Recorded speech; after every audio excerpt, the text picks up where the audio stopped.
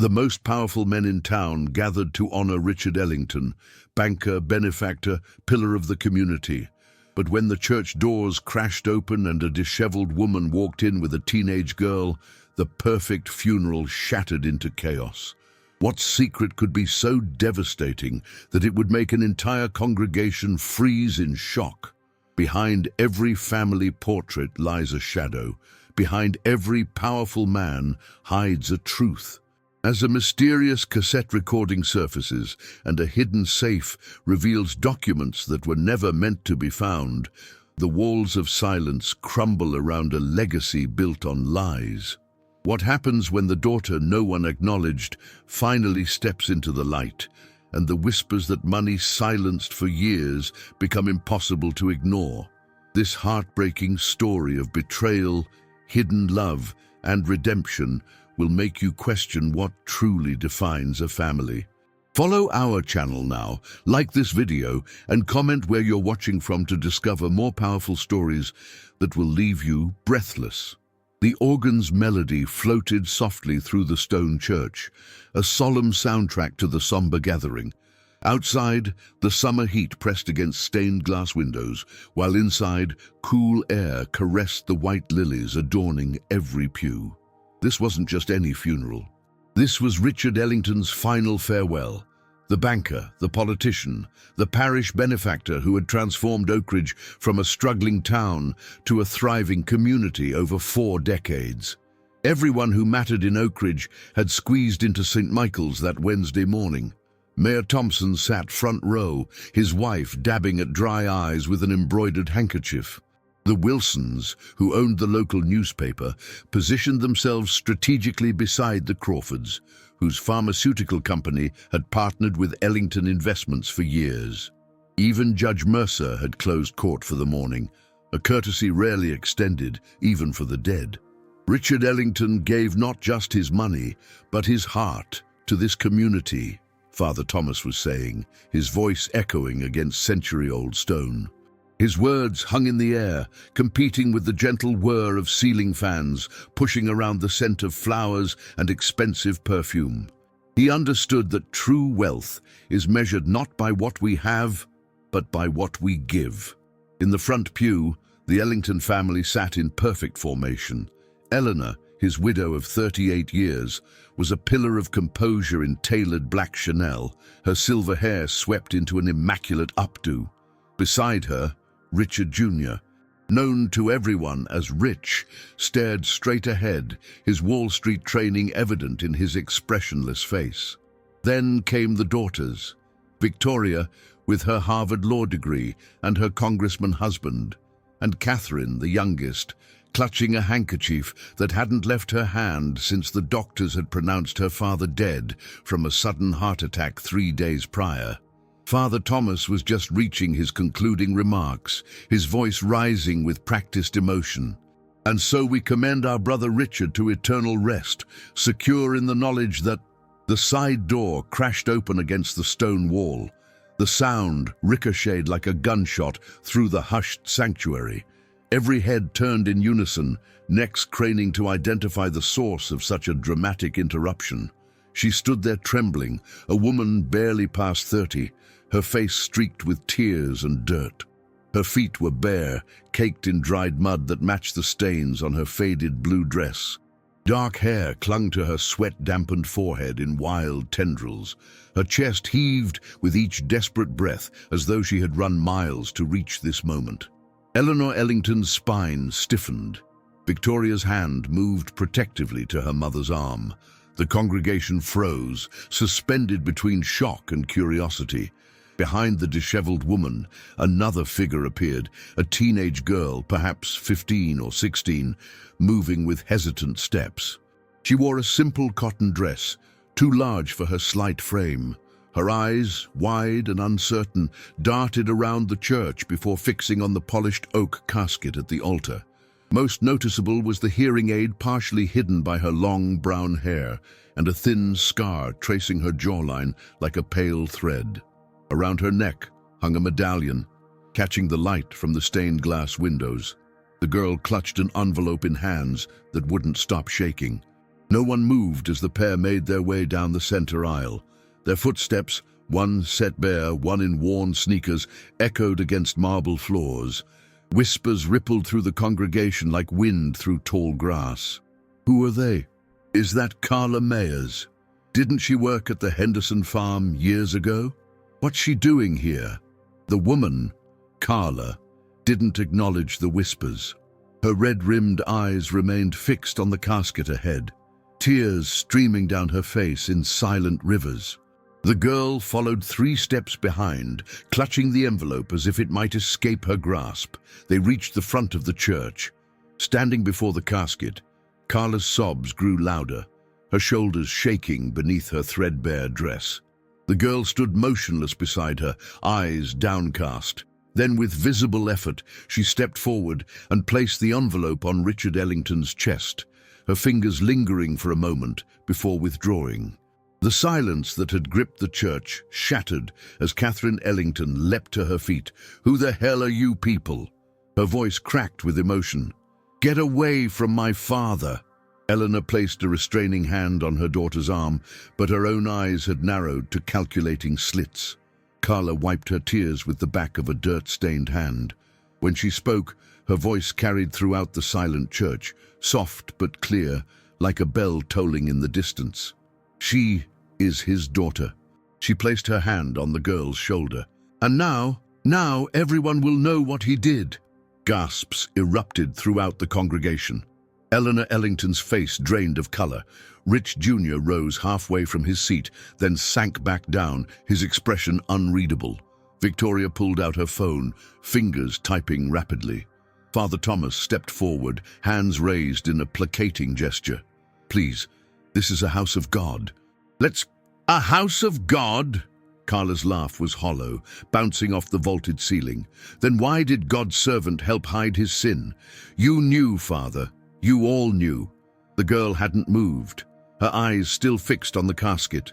Slowly, she reached up to touch the medallion hanging from her neck. As she turned it in her fingers, those closest could see it contained a small photograph, identical to the one that had sat on Richard Ellington's desk for years. The same photograph that now stood beside the guest book at the church entrance, welcoming mourners to celebrate a life well lived, a life of secrets, a life of lies. And as the security guards moved in from the sides of the church, as Eleanor Ellington rose with glacial dignity from her seat, as the whispers grew to a crescendo of speculation, no one noticed the old lawyer in the back pew, whose face had gone ashen at the sight of the girl's scar. No one except the girl herself, whose eyes met his across the crowded church, a gaze of recognition that made him reach for his heart medication with trembling fingers. The storm had arrived at last. The sanctuary of St. Michael's Church transformed in an instant. The reverent hush that had accompanied Father Thomas's eulogy erupted into a volatile mix of gasps, hushed exclamations, and the scraping of pews as people shifted to get a better look at the spectacle unfolding at the altar. Carla Mayers stood before Richard Ellington's casket, one hand protectively placed on the teenage girl's shoulder, her tear-streaked face a canvas of grief and defiance. "Someone call security." Victoria Ellington's voice cut through the chaos, precise and commanding as a surgeon's scalpel. She turned to her husband, Congressman James Whitley, who was already on his phone, speaking in urgent undertones. The girl, Hannah, remained motionless beside her mother, her eyes fixed on the polished wood of the casket. Unlike Carla's storm of emotion, Hannah's face was a blank page, unreadable. The hearing aid in her ear caught the light from the stained glass windows, casting a small rainbow against her neck. She didn't react to the commotion around her, as if she existed in a bubble of silence that even the growing tumult couldn't penetrate. "Carla Mayers!" Eleanor Ellington's voice was glacial as she rose from the front pew, her black Chanel suit without a wrinkle despite the tension coiled in every muscle. "I remember you now. Worked at the Henderson farm, didn't you? Left town about—" Her eyes flicked to Hannah, calculating, 16 years ago. Carla lifted her chin. 15 years and 8 months, Mrs. Ellington. You paid very close attention to when I disappeared. A murmur rippled through the crowd. Mrs. Henderson, who sat midway down the left side of the church, pressed her hand to her mouth. I always wondered why you left without notice, she said, her voice wavering. You were such a reliable girl. 2 security guards appeared from the side entrance, moving unhurriedly down the aisle as if approaching a pair of feral animals. Father Thomas stepped between them and Carla, his hands raised in a placating gesture.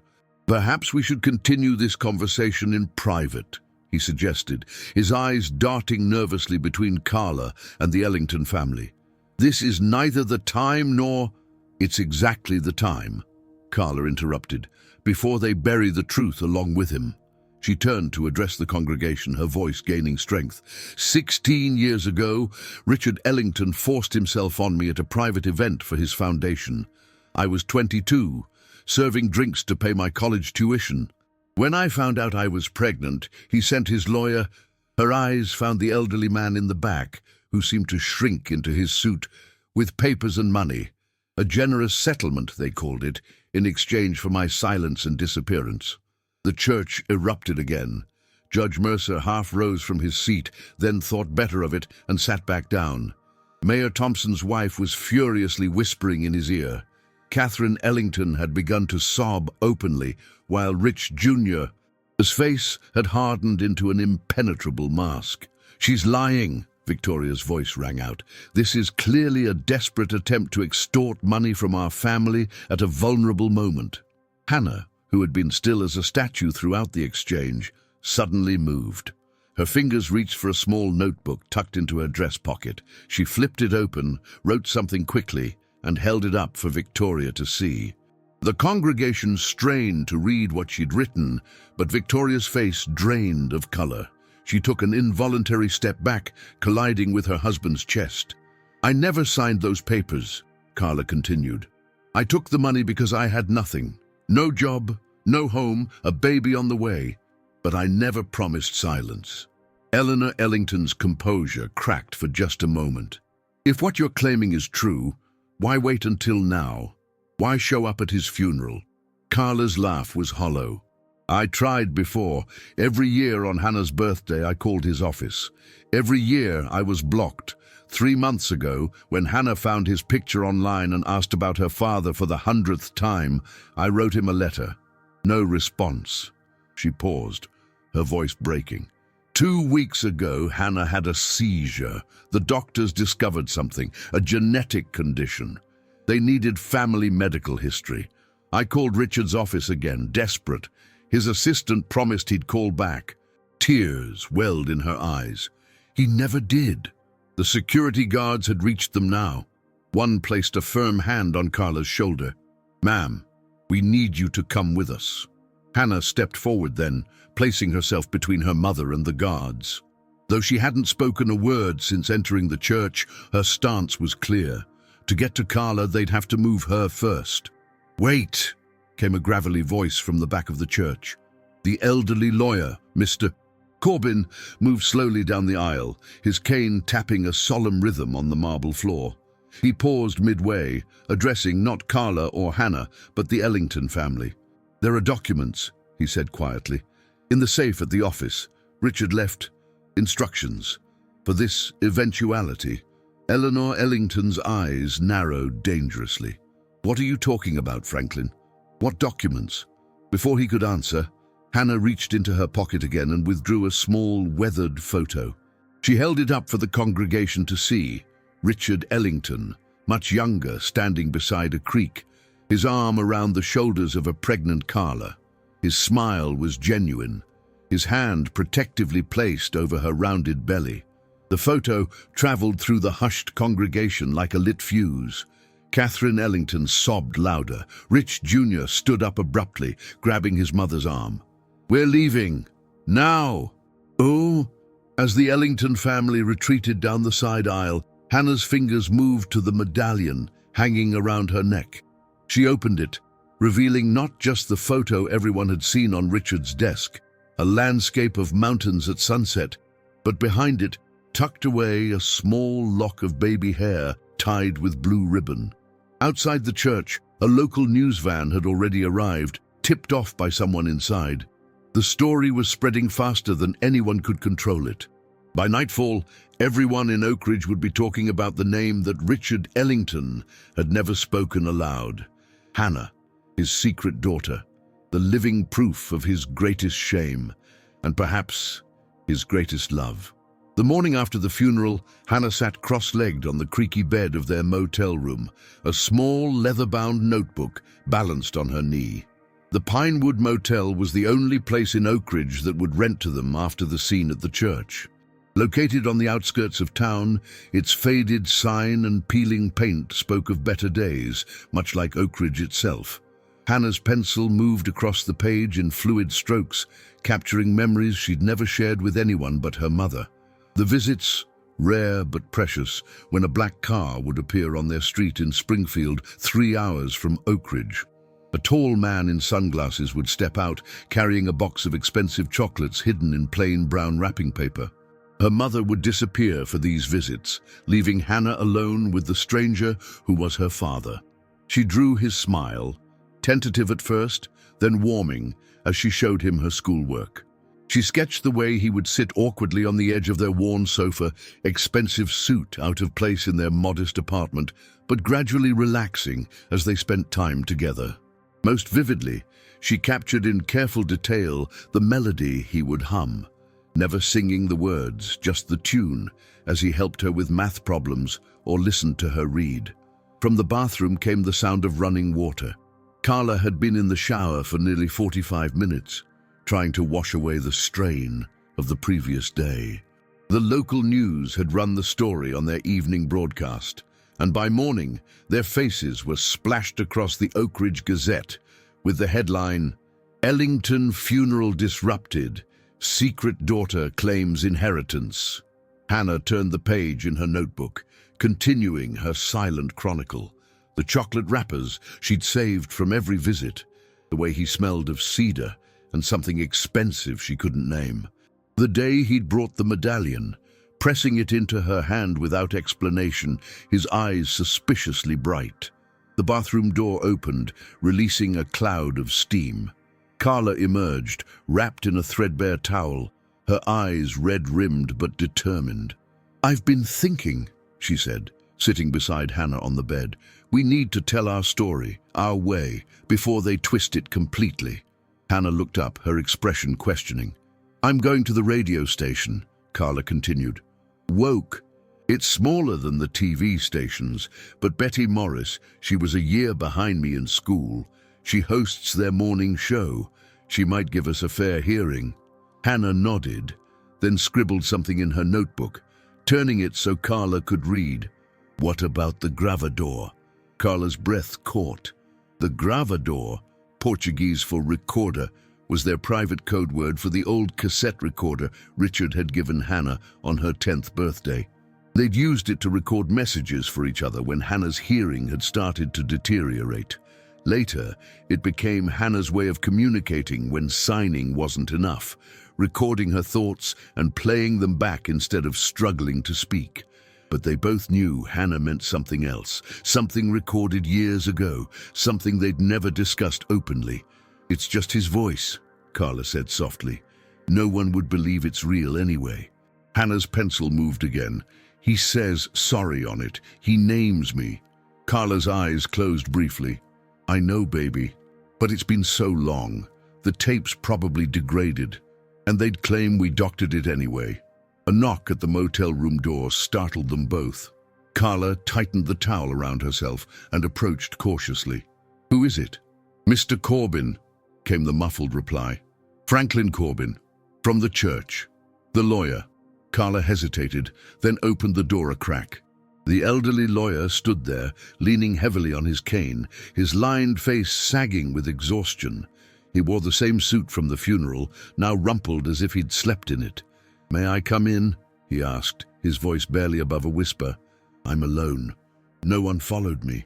After a moment's consideration, Carla stepped back to let him enter. Hannah quickly closed her notebook, tucking it beneath her pillow. "I don't have much time. Franklin Corbin said, lowering himself gingerly onto the room's only chair. "The family is meeting at 9 to discuss damage control." "Is that what we are? Damage?" Carla's voice hardened. The old man sighed. "To them, yes. To Richard," he glanced at Hannah, who was watching him intently, "it was more complicated." He reached into his jacket pocket and withdrew an embossed business card. "There's a safe in Richard's private office. Not the main one. Everyone knows about that. There's another behind the painting of Oak Ridge Valley." Carla's expression remained skeptical. "And why are you telling us this?" "Because," Franklin said, his hands trembling slightly, "if what you said at the church is true, about the circumstances of Hannah's conception, then there are other documents. Documents Richard instructed me to protect, even from his family." Hannah moved closer, her eyes never leaving the old lawyer's face. "He made provisions," Franklin continued.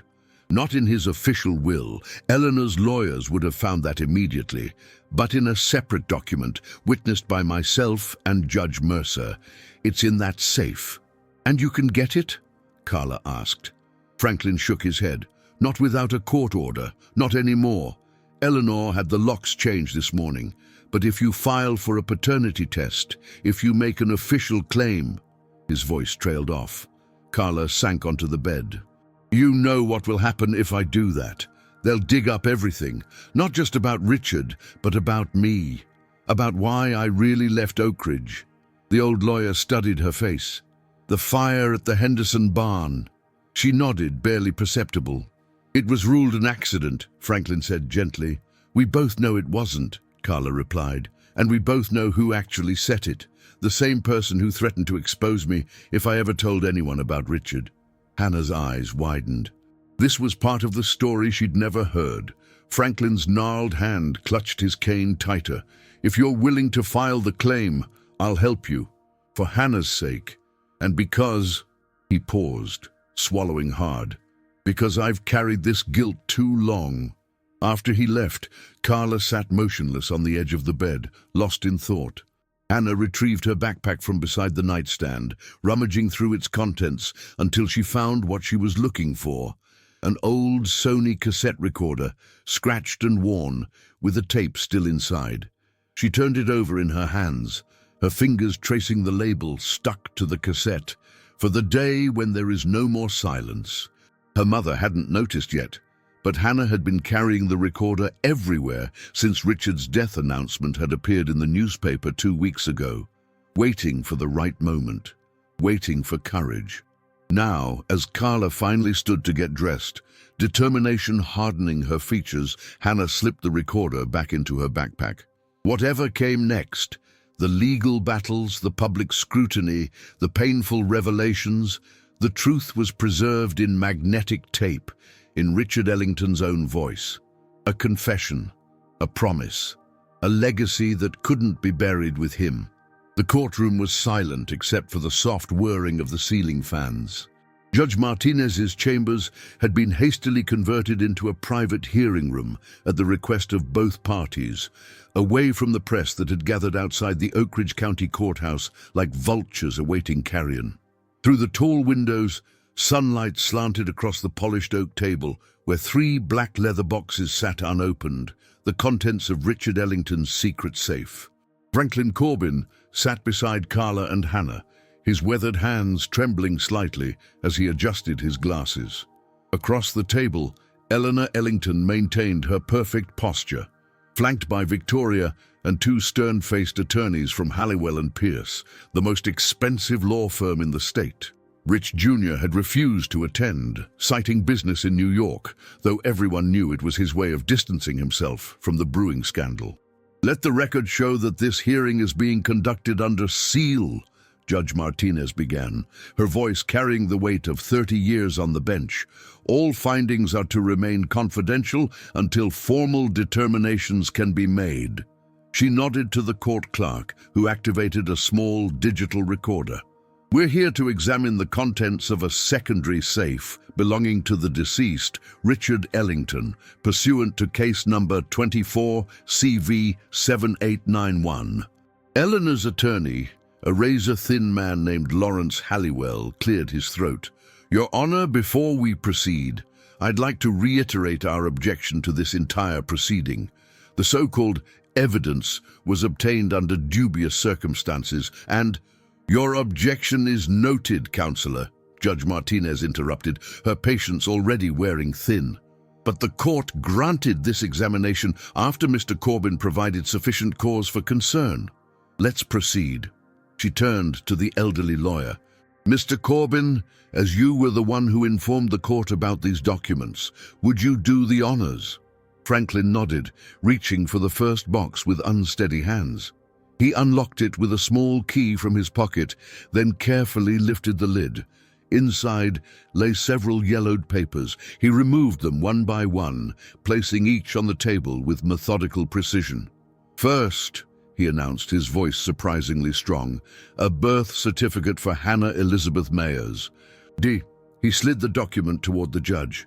You'll note it's unsigned in the father's position, but the hospital is Oak Ridge Memorial. The date corresponds with Ms. Mayer's claims, and there's a notation in the margin that appears to be in Richard's handwriting.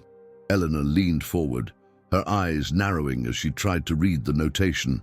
Victoria's phone buzzed, but a sharp look from her mother silenced it immediately. Second, Franklin continued, extracting a bank statement, a record of transfers from Richard's personal account, not the family account, to an account in Springfield under Carla Meyer's name. Monthly payments of $1,500, beginning 15 years ago and continuing until last month. Hannah watched the proceedings with an unreadable expression, her hands folded tightly in her lap. The hearing aid in her ear occasionally emitted a low whistle when someone spoke too loudly, but she made no move to adjust it. Franklin opened the second box, revealing a sealed envelope with the Ellington family crest embossed in gold. This, he said solemnly, is a letter written by Richard 7 years ago when he was first diagnosed with the heart condition that eventually took his life. Eleanor's composure cracked slightly. What diagnosis? Richard was never sick. Franklin met her gaze steadily. He chose not to tell you, Eleanor. He didn't want to worry the family. Judge Martinez accepted the letter, breaking the seal carefully. Her eyes moved across the page, her expression remaining professionally neutral despite the contents. When she finished, she looked up, first at Hannah, then at Eleanor. This letter acknowledges Hannah as Richard's biological daughter, she stated plainly. It expresses regret for the circumstances of her conception, which he characterizes as a moment of power abused and trust betrayed. He indicates that he made arrangements for her financial support and that additional provisions were established through Mr. Corbin. The third box contained photographs, Richard with Hannah at various ages, always in nondescript locations, always just the two of them. In one, taken when Hannah appeared to be about 12, they sat side by side on a park bench, both working on what looked like a mathematics textbook. Richard's expression in the photo was unlike anything Eleanor had ever seen, soft, unguarded, genuinely happy. As the evidence mounted, the atmosphere in the room grew heavier. Victoria typed frantically on her phone beneath the table, undoubtedly coordinating damage control. Eleanor's face had become a mask of stone, betraying nothing of the turmoil surely raging within. The silence was broken by an unexpected sound. The courthouse radio, which the clerk had left on at low volume, suddenly increased in volume as the afternoon news began. "Breaking news from Oak Ridge," came the announcer's voice. "An exclusive recording has been provided to Woke Radio by former Ellington Estate employee Marcus Wilson. In this disturbing audio clip, the late Richard Ellington can be heard discussing what he calls arrangements for a woman and child." Every head in the room turned toward the small radio as Richard's voice filled the chamber. "Sometimes the errors we make come back with the eyes of children looking up at us, asking why we weren't brave enough to claim them. I've made my share of mistakes, but that little girl, she deserves better than secrecy." Eleanor lunged for the radio, silencing it with a vicious twist of the dial. "This is outrageous," she hissed. "Someone leaked confidential—" "That wasn't from us," Carla interrupted, her voice steady despite her pallor. "We don't have any recordings like that."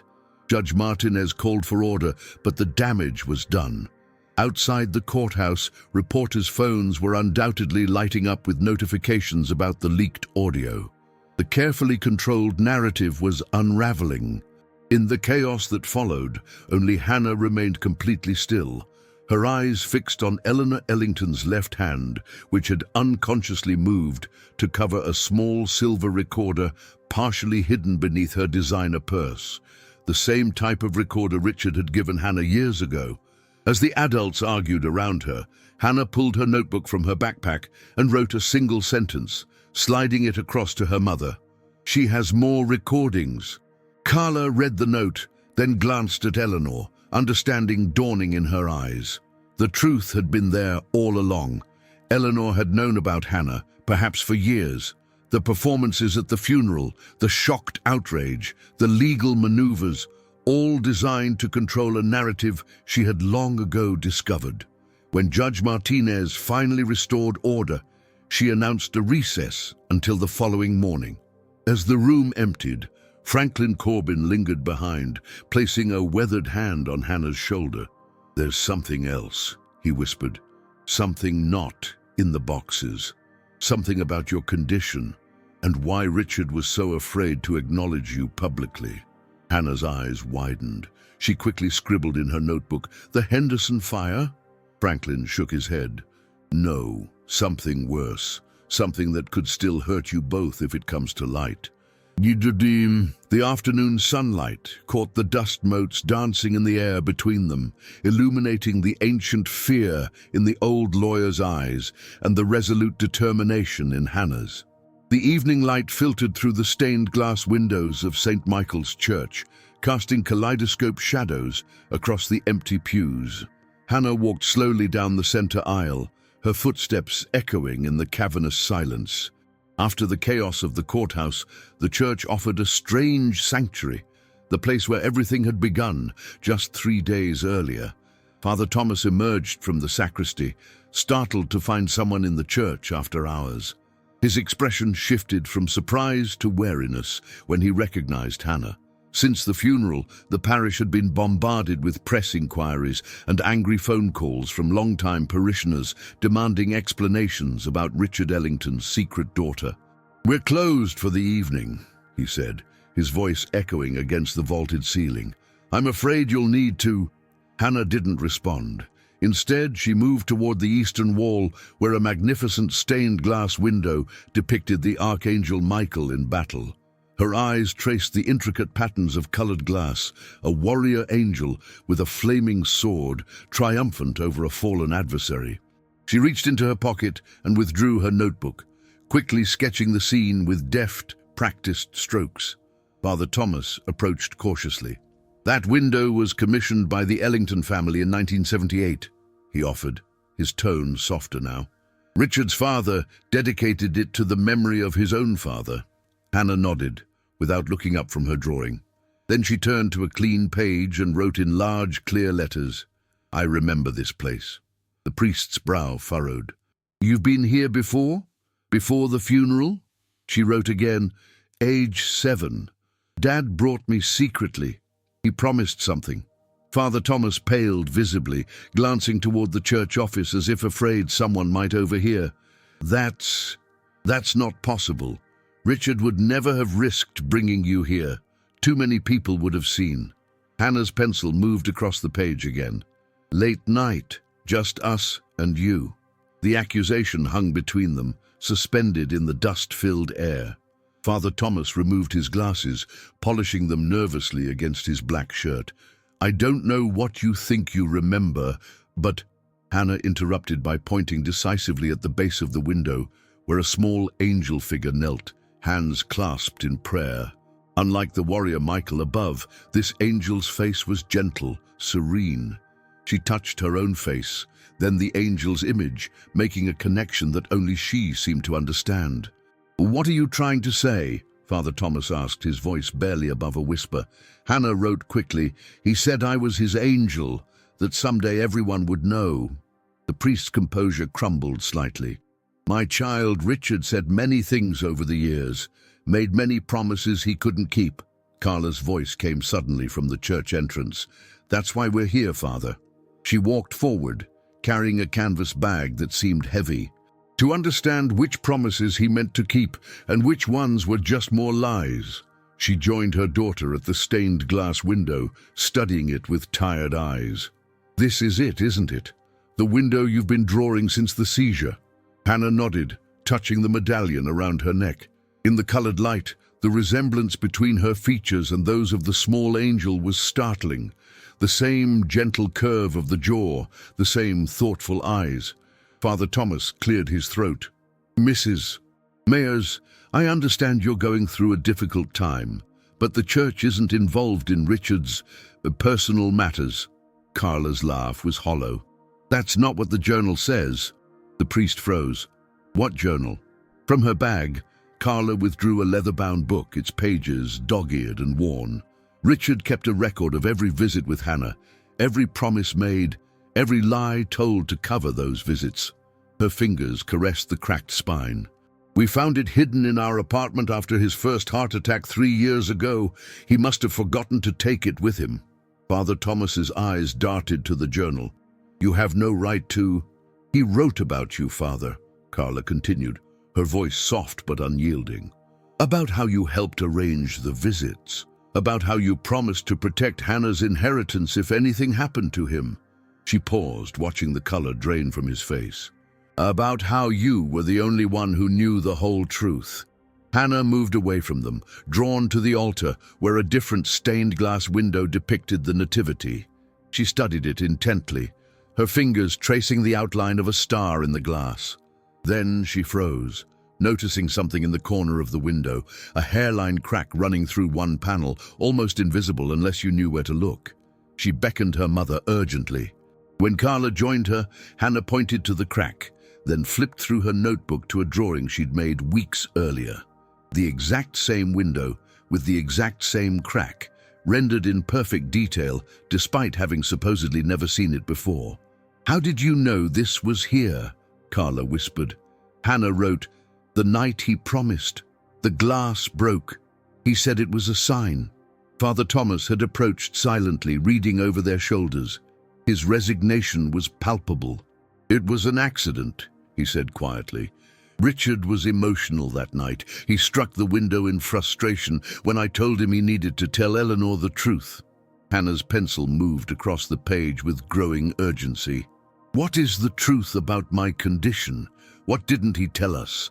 The question hung in the air as Father Thomas sank into the nearest pew, suddenly looking every one of his 70 years. It wasn't just about you, child, he said, his voice breaking. It was about the others. Carla's breath caught. Others? What others? The priest looked up at the warrior angel in the stained glass, as if seeking divine intervention. Finding none, he sighed deeply. Richard Ellington fathered more children than just his legitimate 3, he said finally. And you, Hannah, there were patterns in his behavior, cycles of generosity and cruelty. But you were the only one he continued to visit, to support. He looked directly at Hannah. Because you were the only one who manifested the trait. Hannah's eyes widened. She wrote quickly, The seizures? Father Thomas nodded slowly. The seizures, the unusual cognitive abilities, the way you can recall images with perfect detail. He gestured toward her notebook, the same traits his mother had, the ones that eventually claimed her. Carla's face had gone pale. Claimed her? What does that mean? It means, came a new voice from the church doorway, that my husband was afraid history would repeat itself, that Hannah would suffer the same fate as Margaret Ellington, brilliant, gifted, and ultimately destroyed by her own mind. Eleanor Ellington stood framed in the doorway, her elegant silhouette backlit by the setting sun. In her hand was a small silver recorder, the twin to the one Hannah carried. It seems, Eleanor continued, walking slowly toward them, that we all have parts of Richard's story. Perhaps it's time we put them together. The rectory office of St. Michael's Church had never felt smaller. Father Thomas had reluctantly ushered the 4 of them, Hannah, Carla, Eleanor, and himself, into the cramped space where parish business was typically conducted. Dusty filing cabinets lined one wall, while bookshelves overflowing with theological texts dominated another. The priest's ancient desk, scarred with decades of use, sat beneath a window that looked out onto the church cemetery. No one spoke as Eleanor placed her silver recorder on the desk. It gleamed in the lamplight, an innocuous object carrying explosive potential. Hannah's eyes remained fixed on it, her own identical recorder clutched tightly in her hand. The resemblance between the two devices was unmistakable, gifts from the same man, given for very different reasons.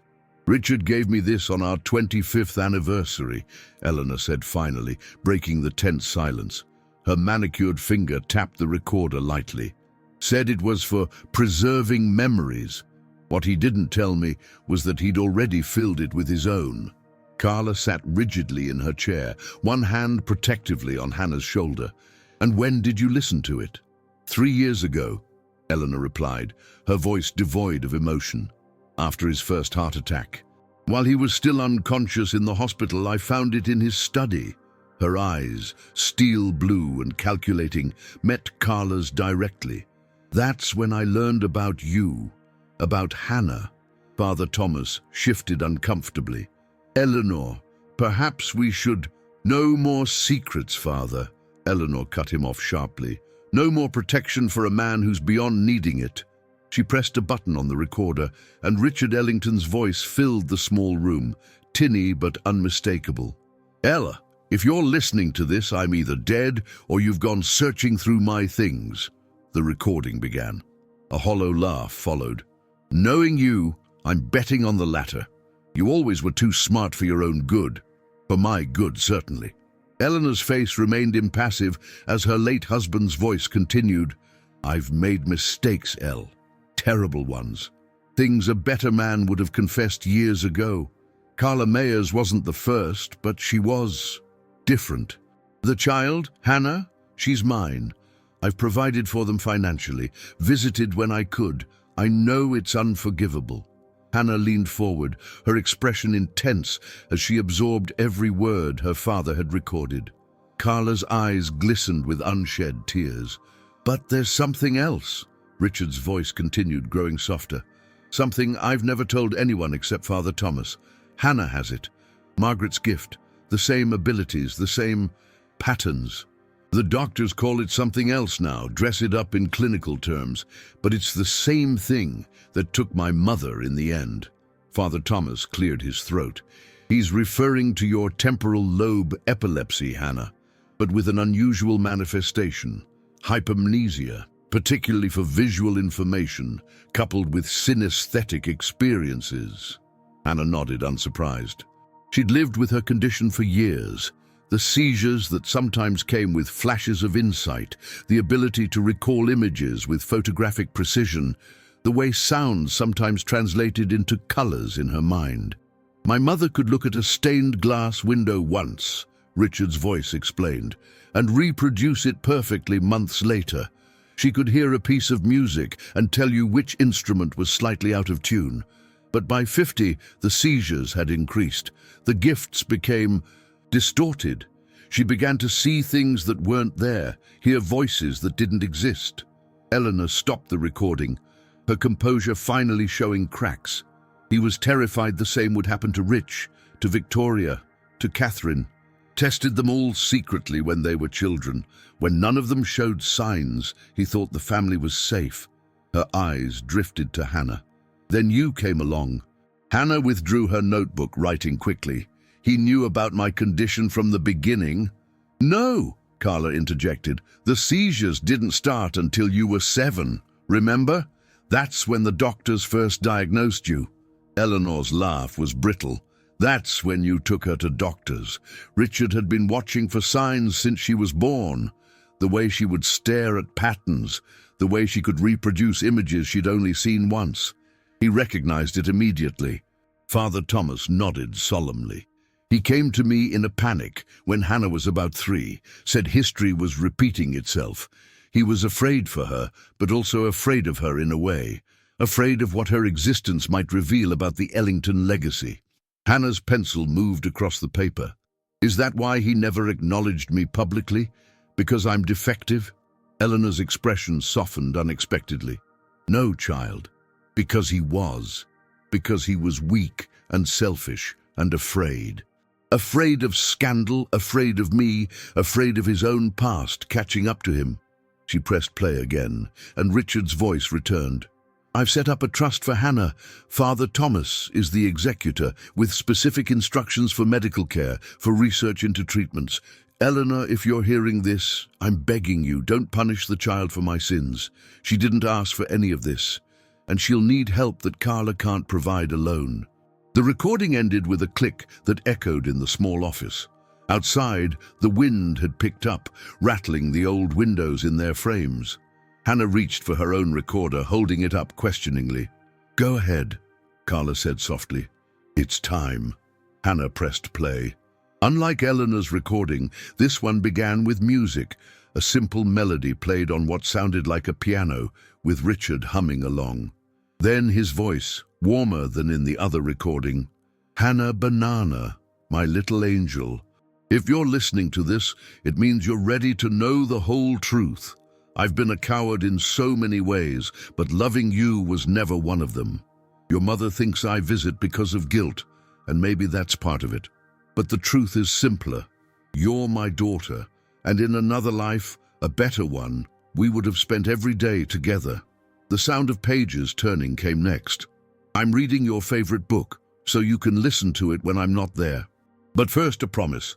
Someday when you're older, everyone will know you're my daughter. Someday you won't have to hide who you are. Your gift isn't a curse, Hannah. It's extraordinary like you. Tears streamed down Carla's face now. Even Eleanor's eyes had grown suspiciously bright. The doctors think they can control the seizures, Richard continued. The research in Switzerland looks promising. I've arranged for everything, the best specialists, the best care.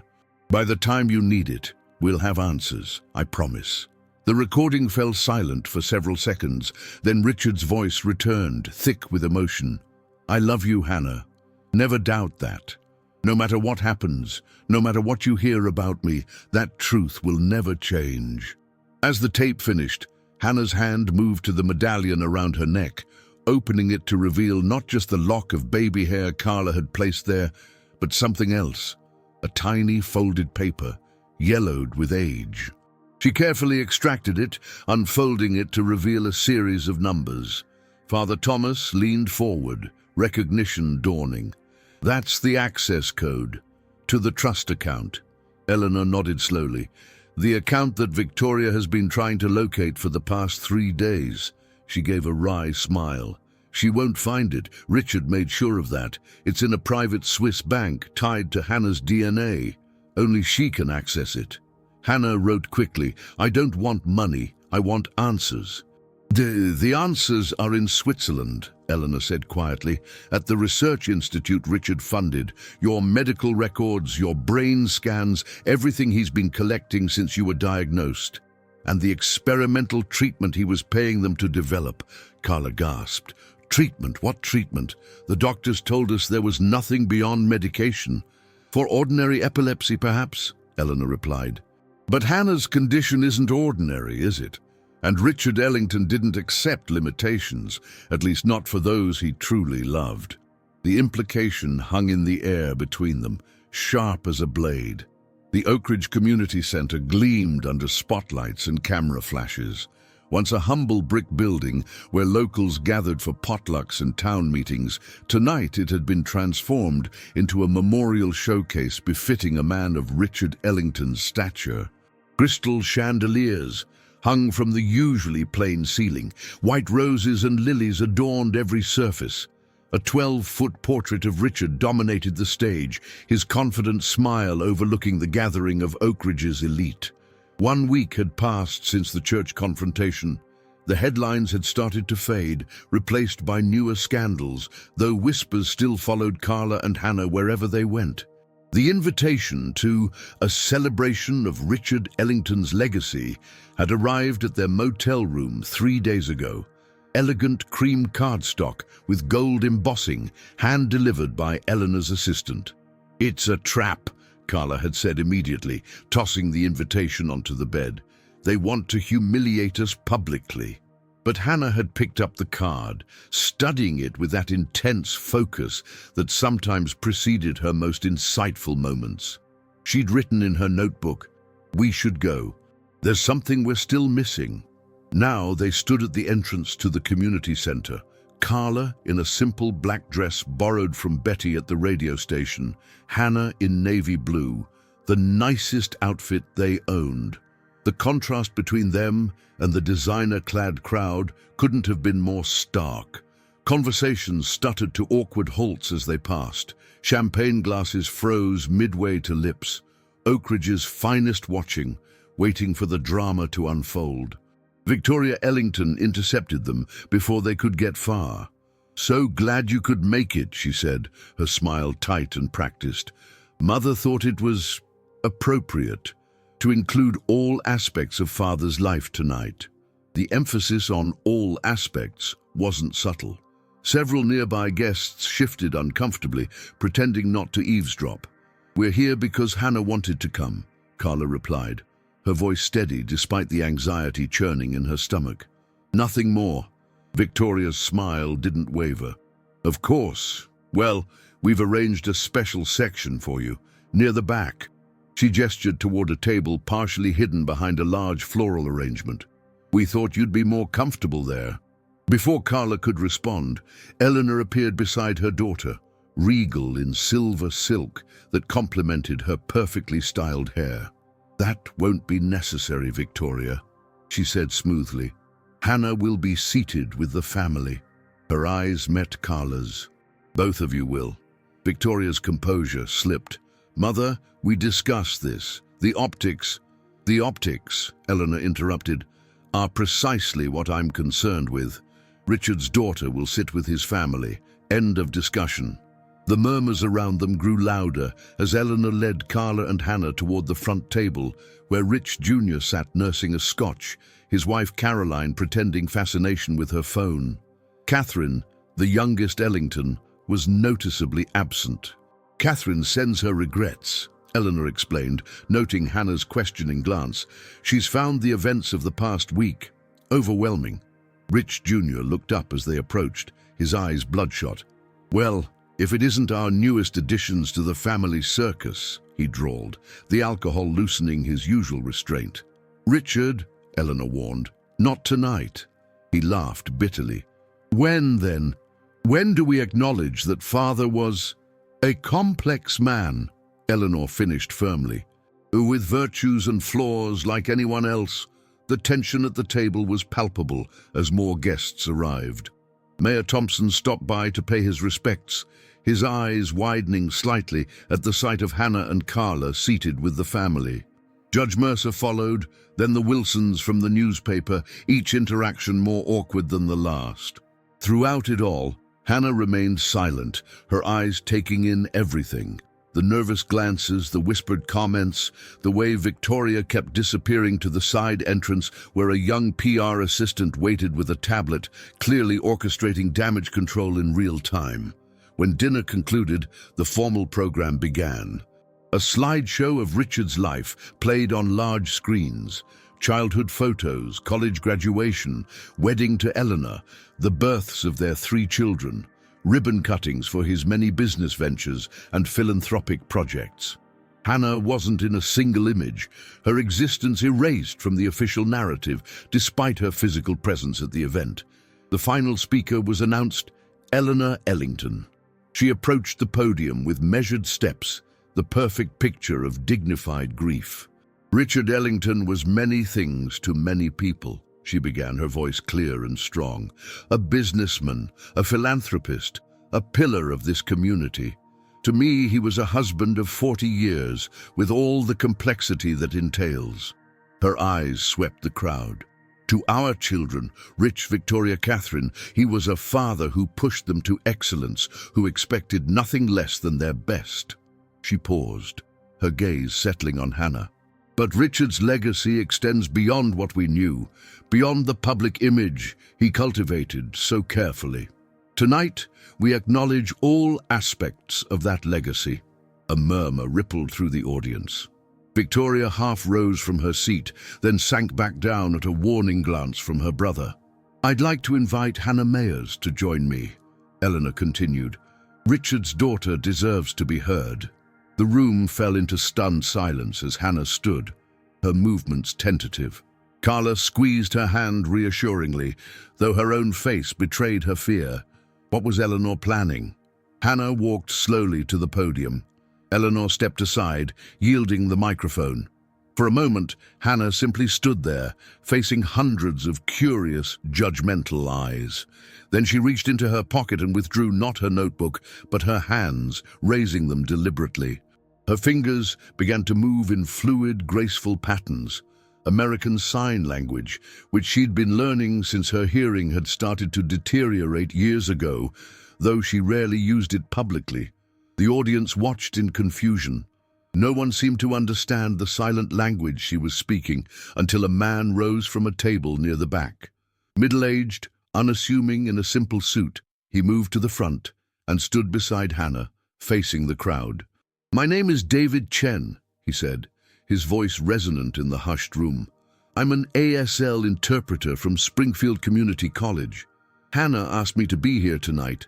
He paused, watching her hands, then translated, "You don't need to believe me. I'm not here to ask for that. I just want to say, even those who don't speak can carry too much love in their hearts." Her hands continued moving, David translating each gesture. "My father visited me 17 times. He brought chocolates hidden in brown paper. He helped with my homework. When my hearing started to fade, he found doctors. When the seizures began, he held my hand through the worst ones." Eleanor stood motionless beside them, her face a careful mask. In the audience, Rich Jr. had stopped drinking, his full attention on his half-sister for perhaps the first time. "I don't want your money," Hannah's hands declared. "I don't want your name. I want you to know that he wasn't just the man in that portrait. He was also the man who sang off key to make me smile on my worst days. The man who taught me that mistakes don't define us, how we address them does." Her final signs came slowly, deliberately. "I forgive him. Can you?" The silence that followed was absolute. Then, from the side entrance, Catherine Ellington appeared, tears streaming down her face. She walked directly to Hannah and, in full view of everyone, embraced her. It was the embrace that broke the dam. Whispers erupted into open conversations. Phones captured the moment from every angle. Victoria buried her face in her hands, her carefully orchestrated event spinning beyond her control. From her seat, Carla watched through tear-blurred eyes as her daughter, silent for so much of her life, spoke more eloquently with her hands than most could with words. And in the back of the room, unnoticed by almost everyone, a woman in her 40s with familiar eyes observed the scene with an enigmatic smile, a folded note clutched in her hand. Morning sunlight spilled across the weathered kitchen table in Carla's modest Springfield apartment. They had returned home the previous night, a 3-hour drive of mostly silence as both mother and daughter processed the events at the memorial. Now, as Carla prepared breakfast, simple scrambled eggs and toast, a far cry from the gourmet spread they'd been served in Oak Ridge, Hannah sat curled in the window seat, watching the neighborhood come alive. Their tiny apartment felt different somehow. Smaller, perhaps, after the grand spaces they'd occupied during their week in Oak Ridge. Or maybe it was they who had changed, transformed by revelations that couldn't be undone. The mail slot clattered, breaking the morning quiet. Carla wiped her hands on a dish towel and retrieved the small pile, mostly bills and advertisements. But amid the mundane envelopes was a cream-colored one with no return address, just their names written in elegant script. "Another invitation?" Carla murmured, slicing it open with her thumbnail. Inside was no invitation, but a photograph, old, slightly faded around the edges. Richard sat on a park bench, much younger than when Carla had known him, perhaps in his 30s. On either side of him sat 2 children, Hannah, looking to be about 8 or 9, and another girl, older, perhaps 14 or 15. On the reverse, written in Richard's distinctive handwriting, "Forgive me for not protecting you both." Carla's hands trembled as she passed the photo to Hannah, who studied it with that intense focus that signaled her memory was cataloguing every detail. After a moment, Hannah shook her head. She didn't recognize the other girl, had no memory of this photograph being taken. "There's something else," Carla said, reaching into the envelope. She withdrew a small note card. It says, "Oak Ridge Memorial Park, 2 p.m. today. Come alone. E.M." Hannah's eyes widened. She quickly flipped open her notebook, scribbling, "The woman from the memorial." Carla nodded slowly. "Maybe. She was watching you, wasn't she? I noticed her just before we left." The mysterious woman had been standing near the exit, her features partially obscured by shadow. But even from a distance, something about her had seemed familiar, a quality of movement perhaps, or the way she held herself. When Catherine had embraced Hannah, the woman had smiled, a private expression meant for no one else. "E.M.," Carla repeated, staring at the initials. "Eleanor mentioned other children, remember? When we heard Richard's recording in the church." Hannah wrote rapidly, "Eliza M., the note on Richard's grave." Carla's breath caught. They had visited Richard's grave once during their stay in Oak Ridge, a quiet moment away from the legal battles and public scrutiny. There had been fresh flowers there, not the elaborate arrangements from the funeral, but a simple bouquet of daisies with a handwritten note. "You were a good father, just not to me." It had been signed Eliza M. At the time, they hadn't understood. Now, looking at the photograph of Richard with 2 girls, one clearly Hannah, the other unknown, the puzzle pieces began to shift into place. "We have to go," Carla said decisively. "We need answers." The drive back to Oak Ridge felt both familiar and strange. They had just left the town behind, yet here they were, returning as if pulled by an invisible thread. The late summer landscape rolled past their windows, cornfields giving way to the gentle hills that surrounded the small city. Then the suburban developments that had sprung up during Richard's economic revitalization efforts. Oak Ridge Memorial Park occupied 30 acres on the city's western edge, a carefully maintained green space dotted with centuries-old oak trees and winding paths. Richard's grave was in the Ellington family plot, a prestigious section marked by an ornate wrought-iron fence and a stone archway bearing the family name. As they approached, Carla spotted a solitary figure already standing before Richard's headstone, a woman in her mid-40s with dark hair swept into a simple bun. She wore a grey dress that seemed to shimmer in the afternoon sunlight, and around her neck hung a pendant that caught the light. Hannah clutched her mother's arm, suddenly hesitant. The woman turned at the sound of their footsteps on the gravel path, and both Carla and Hannah froze. Her face was like looking at an older version of Hannah, the same thoughtful eyes, the same gentle curve of the jaw. But where Hannah's features held a certain softness, this woman's were sharper, more defined by life's hardships. "Hannah," the woman said softly, her voice carrying a slight accent that Carla couldn't place. "I've waited so long to meet you." Hannah stepped forward cautiously. Her fingers moved in sign language, and to Carla's surprise, the woman responded with her own fluid signs. "Yes," the woman said aloud, for Carla's benefit. "I'm Eliza Montgomery now, though I was born Eliza Ellington. I'm your half-sister."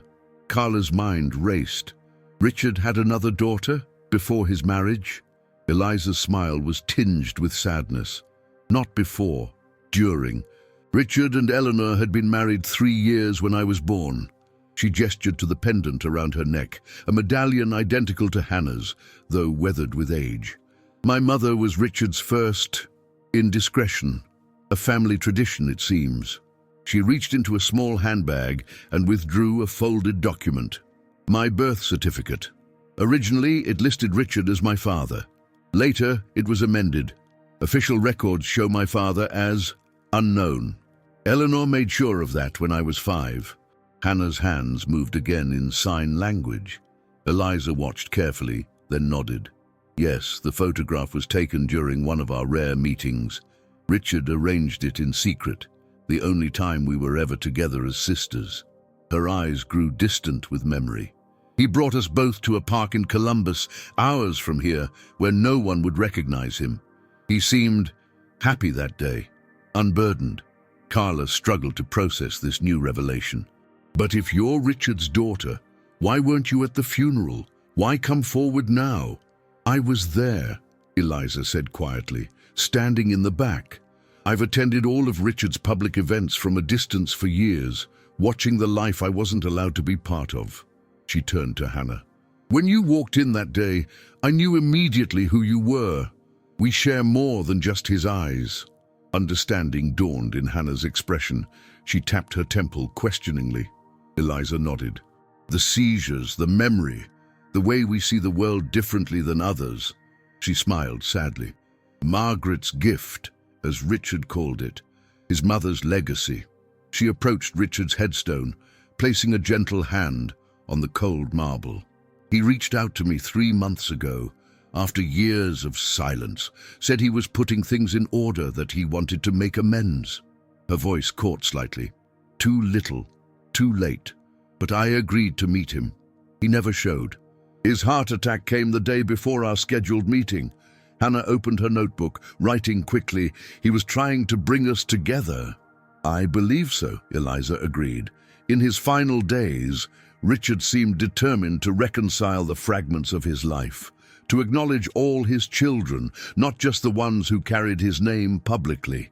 She turned to Carla. There's something else you should know. The treatment he was funding in Switzerland? It wasn't just for Hannah. From her bag, Eliza withdrew a small electronic device, an MP3 player, modern but simple. After Richard contacted me, I started recording my memories of him, the few I have. This morning, I realized something. She pressed play, and a gentle melody filled the air, a simple tune, soft and slightly melancholic. Hannah's eyes widened in recognition. She fumbled in her backpack, withdrawing her old cassette recorder. With trembling fingers, she pressed play. The same melody emerged, hummed in Richard's voice. He used to whistle it when he visited, Eliza explained, her eyes bright with unshed tears. I never knew it had words until years later. It's an old lullaby his mother sang to him. One he never sang to his legitimate children, only to us. Hannah stepped closer to her newly discovered sister, their identical medallions catching the sunlight. As Richard's recorded humming continued from one device, Eliza began to sing softly, giving voice to the words he had never shared. Sleep, my angel, dream of light through the darkness of the night. Though apart, we're never far, bound by love beneath the stars. Hannah's hands moved in perfect rhythm with the melody, signing the words as Eliza sang them. Somehow, without ever hearing them before, she knew exactly what they would be, another manifestation of the extraordinary connection between their minds. Carla watched her daughter with the sister she never knew existed, both of them illuminated in the golden afternoon light. They were Richard's secrets made flesh, the living proof of his duplicity. But they were also something more. Survivors who had found each other against impossible odds, connected by blood, by music, and by a genetic legacy that was both blessing and burden. Perhaps, Carla thought, this is the real inheritance Richard left behind. Not money or property or social position, but this moment of recognition between two souls who were never meant to meet. And as the lullaby faded into silence, Hannah and Eliza embraced, no longer alone in their uniqueness, no longer isolated by secrets too heavy for any single heart to bear. Sometimes the most profound truths emerge from our deepest secrets. Hannah and Eliza found each other across years of silence, connected by a father who loved them in shadows but lacked the courage to love them in the light. What would you do if you discovered your entire identity was built on half-truths? Would you have the strength to forgive, as Hannah did, or would bitterness consume you? We all wear masks, presenting carefully curated versions of ourselves to the world. Richard Ellington's mask was his wealth and power, while Carla's was her quiet resilience. But it was Hannah, unable to speak yet communicating more powerfully than anyone, who showed that true connections transcend words, that family isn't defined by public acknowledgement, but by the melodies that resonate in our hearts. What masks are you wearing, and what truths might be liberated if you let them fall? If this story touched your heart, please share it with someone who needs to hear that even the most carefully buried secrets cannot prevent love from finding its way home. Subscribe to our channel for more powerful stories of redemption, forgiveness, and unexpected connections that remind us what it means to be human. Like this video and leave a comment telling us which moment moved you the most.